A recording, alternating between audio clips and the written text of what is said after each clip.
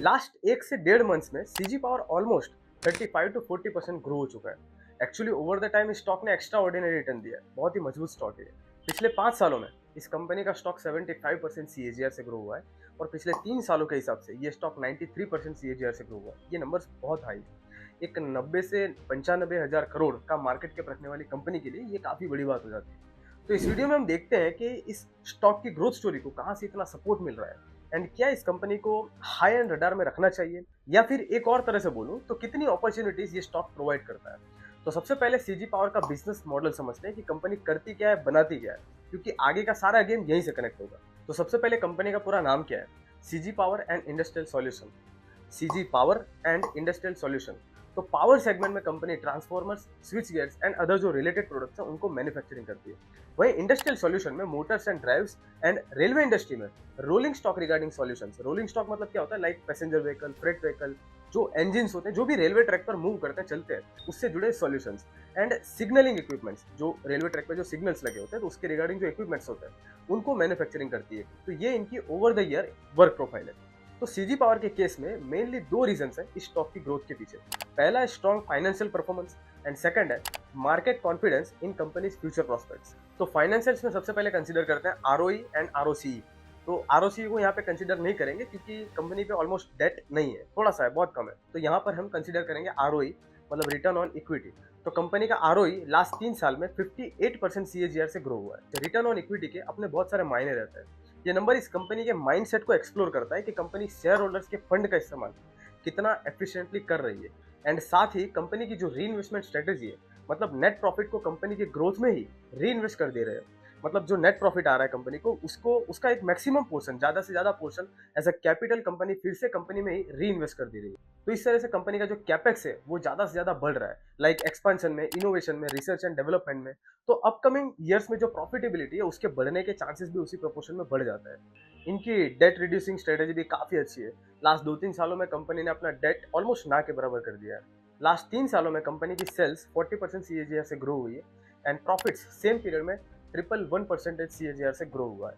इस excellent profit growth के पीछे ये एक रीजन हो सकता है कि कंपनी का जो ऑपरेटिंग प्रॉफिट मार्जिन है, जो एवरेज पहले 4% के आसपास था, जो बढ़ करके पिछले 2-3 सालों में 14% के आसपास हो चुका है। तो ये तो हो गए कंपनी के फाइनेंशियल्स। अब सेकंड जो टॉपिक था, जो सेकंड पॉइंट हमने देखा था, जो था market confidence in company's future prospects. तो इसको समझने के लिए कंपनी का मेन पोर्टफोलियो देखते हैं, प्रोडक्ट पोर्टफोलियो, कि कंपनी बनाती क्या है।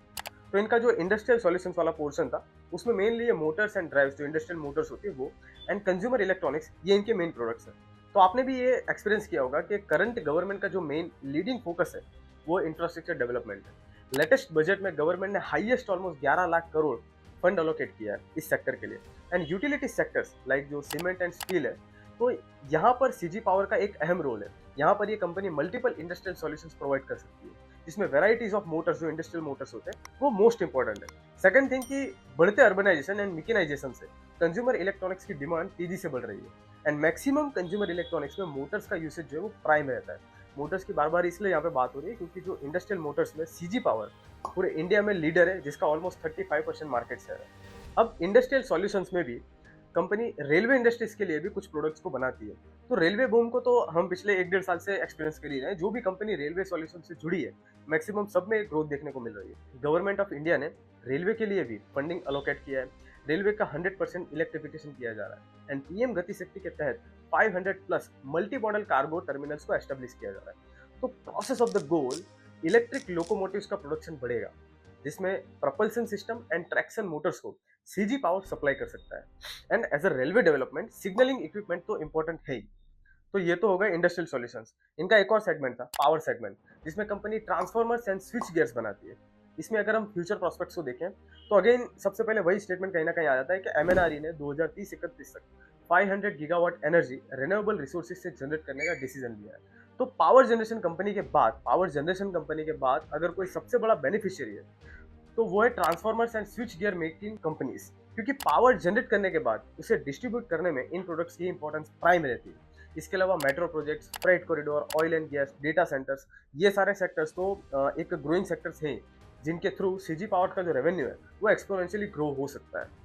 And most importantly CG power को रिसेंटली एक सबसे बड़ी हाइप सेमीकंडक्टर इकोसिस्टम में एंटर करने से मिल रही है। क्योंकि सिर्फ इंडिया ही नहीं बल्कि पूरे वर्ल्ड में आर्टिफिशियल इंटेलिजेंस एंड सेमीकंडक्टर ये दोनों टॉप डेवलपमेंट एरियाज है, दोनों मेन फोकस एरियाज है।